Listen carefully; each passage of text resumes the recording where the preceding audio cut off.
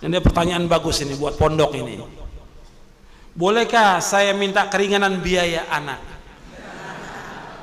Ini pertanyaan bagus buat pondok. Sekarang kepada yang bertanya dan kepada ikhwan yang lain, saya ingin jelaskan. Pondok ini butuh biaya. Untuk kelangsungan pondok ini butuh biaya.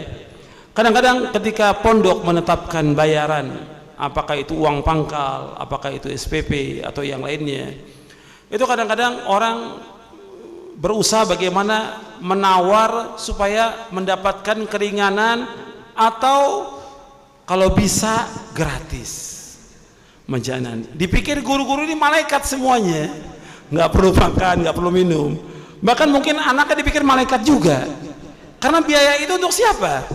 Untuk anaknya makan, anaknya minum. Ini juga ada banyak kezoliman dari para wali murid dan wali santri. Kezoliman saya katakan, ketika dia disekolahkan di sekolah umum yang bayaran mahal, nggak nawar dia, tidak nawar. Ketika disekolahkan sekolah umum, kenapa dia nggak nawar? Masuk sudah, dianggap sekolah ini baik, sudah masuk. Bayaran berapa? Uang pangkalnya 20 juta dibayar. Sebulan berapa? 1 juta dibayar, nggak nawar dia. Tapi giliran pondok dicari yang paling murah. Dianggap pondok ini sabil, sabilillah, sudah. Gurunya malaikat. Ini zolim dari wali santri ini.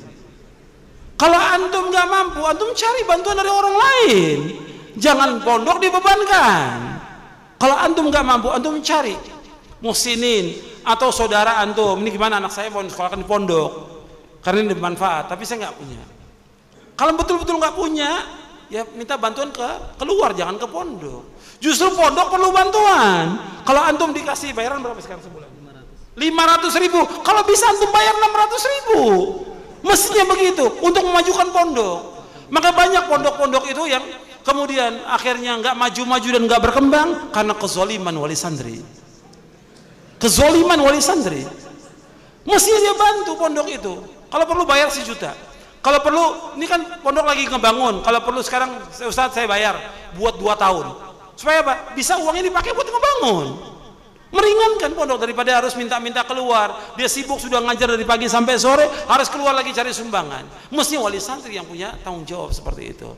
Coba saya ajak berpikir yang seperti ini. Ini terjadi. Sekarang dia punya anak 2 dan ini terjadi wakil. Saya katakan wakil ini. Yang satu di pondok, yang satu di sekolah umum. Yang di sekolah umum semua dibayar lunas, yang di pondok ngutang. Zolim atau tidak seperti itu?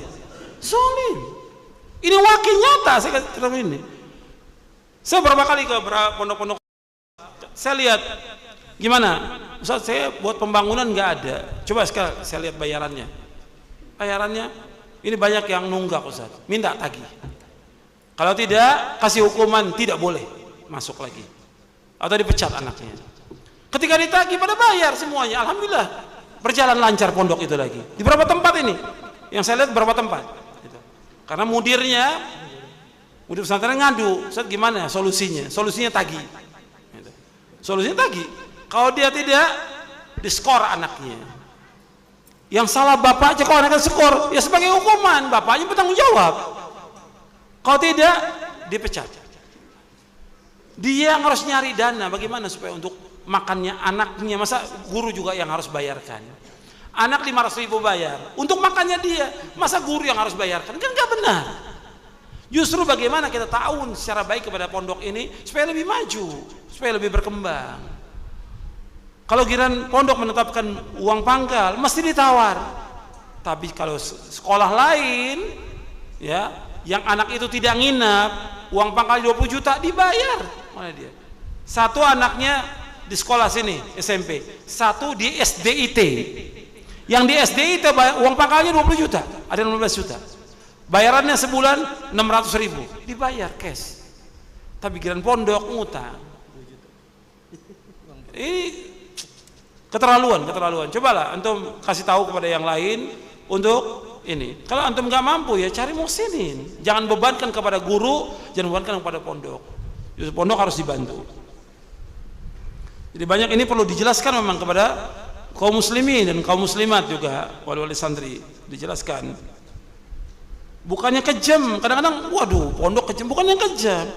Ini kan bukan keberlangsungan, bayarnya kebutuhan. Untuk makannya anak itu juga, untuk bayarnya listrik, air, dan kebutuhan yang lain.